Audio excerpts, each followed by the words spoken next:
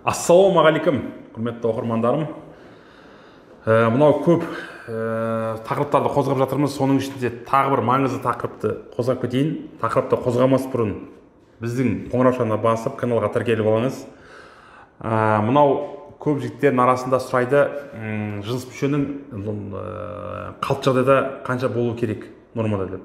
Енді мынау әр генге байланысты болса, мысалы, мынау ерлерде біздің мынау орыстарда көбінесе ұзын болып жатады деп жатады ғой, бірақ енді бұл жерде қалыпты жағдайда негізі 9 пен 9,5 сантиметрден жоғары болу керек. 10, 11, 12, 13, 15 мысалы әрқалай, бірақ 9-дан кем болмау керек. Егер де төменірек болатын болса, бұны әрине кіші жыныс мүше, яғни микропенсия деп жатады мысалы халық арасында.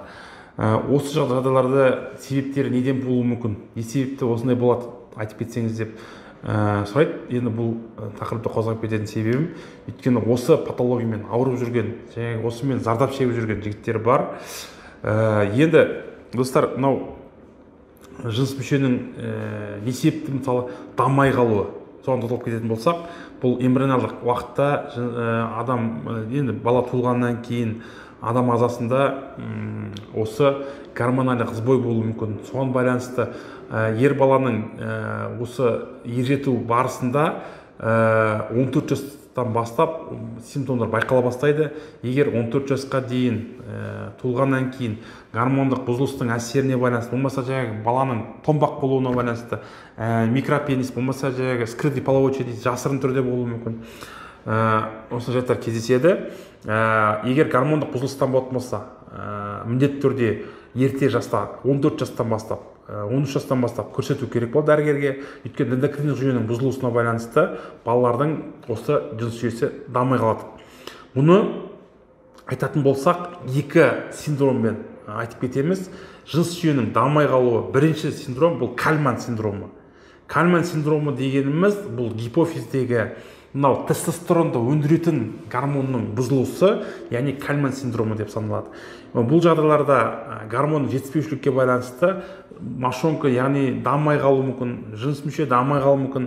Осы жайттарда Кальман синдромы осы балалардың туындаған. Бұл синдромның қауіптілігі неде? Ертеңгі күні бала дамып жетілгеннен кейін бесплодия туғаннан бастап болуы мүмкін.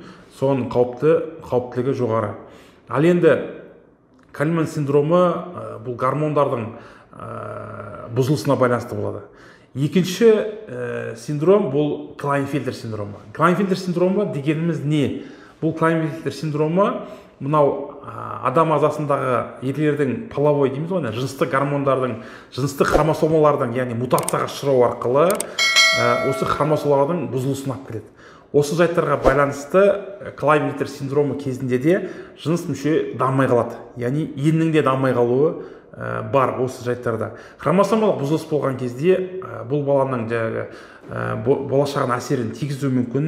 Егер де осы диагноз ертеректен қойылып, егер ем алатын болса, қайта қалпына келтіру мүмкіндігі ерте жаста болатын болса жоғары.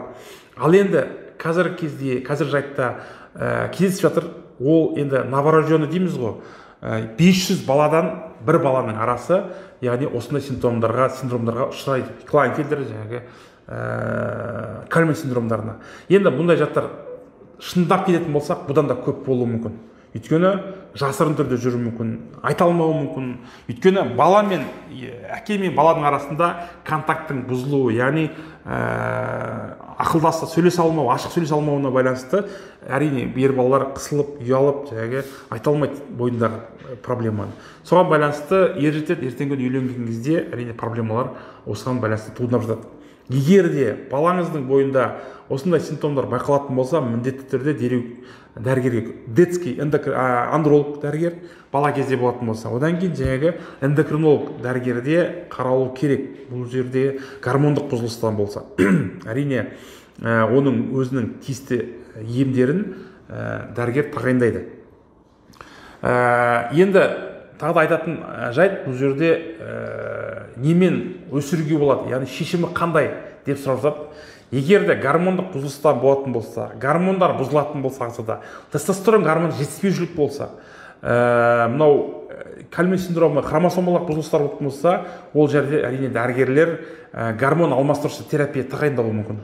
Өйткені ағзадағы тестостеронның бар, бірақ жетіспеушілігін, яғни выработкасын, яғни стимуляция жасау арқылы, яғни гормон алмастырушы терапияның көмегімен тестостерон ба, болмаса ХГЧ ма, минопур дәрілері ма, сол сияқты қосымша гормон алмастырушы терапияның көмегімен оны схема бойынша беру арқылы осы гормонды туындатып, ағзадан көбейтіп арқылы жыныс жүйені өсірді. Екінші жерде ол енді бәрінде бірдей бола бермейді, әрине бұл жерде көптеген тексерістен өту керек болады. Ал енді екінші жайттар, егер де жыныс жүйесі қалыпты жағдайда бірақ 9-8 сантиметрдің көлемінде болса, бұл арқылы экстензия, яғни жыныс жүйені созу арқылы, сыртқа созу арқылы көлемін 2 сантиметрге, 1,5 сантиметрге ұзартуға болады. Әртүрлі гельдерді қолдана отырып, бірге аппараттың көмегі арқылы, экстендер аппараты, помпар аппараты арқылы, экстензия жасау арқылы созып жатады.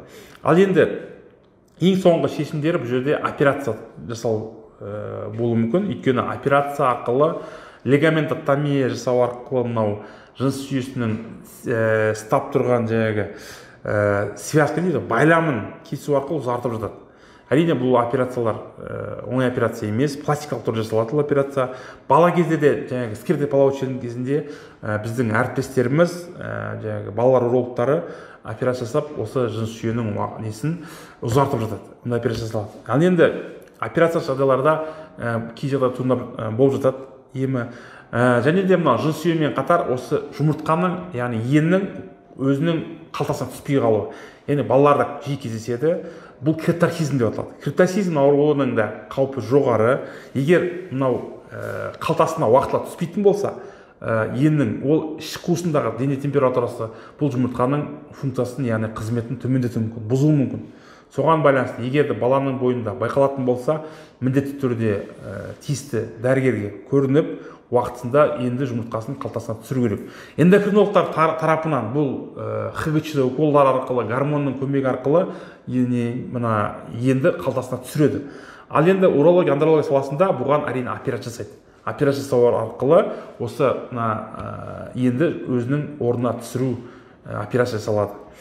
Ал енді бұл айтып кеткен, қозғап кеткен тақырыбым ең маңызды тақырып, өйткені осы жыныс жүйенің дамымай қалуына байланысты қаншама жастарымыздың арасында ажырасулар болып жатыр. Мысалы, әйелдердің көңіл толмай болып жатады. Мысалы, жыныстық қатынасқа түсе алмау қалыптасады. Бұл әрине бұл ер бала үшін стресс, ол депрессияға түсуі мүмкін осы жайттарға.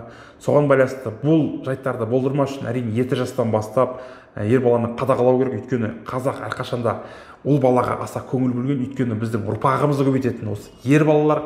Соған байланысты ер балалардың денсаулығы мықты болу керек. Ал енді достар, әрқашанда біз баламызға көңіл бөлейік. Бұл ер бала болсын, жас өседі, өйткені ертең біздің ұрпағымыз тартатын осы ерлеріміз. Ерлеріміз аман болсын, денсаулықтарымызды күтейік. Аман болайық достар. Әрқашанда ешқандай аурудан қысылудың керегі жоқ, ұялудың керегі жоқ. Өйткені ертең күні ұрпақ таратылмай қалсаңыз, сол ұят болады. Ал енді біздің видеомыз сізге ұнаған болса, астына комментария жазып кетіңіздер, лайк басып кетіңіздер. Өзіңіздің бойыңызда жүрген тақырыпты қозғайтын, алдағы уақытта шығаратын видеоларға сізде атсалысып кетіңіз, астына жазып кетіңіздер. Біз комментарияда теріп алып, ішіндегі керекті деген тақырыптарды қозғап кетеміз. Сау саламатта болыңыздар.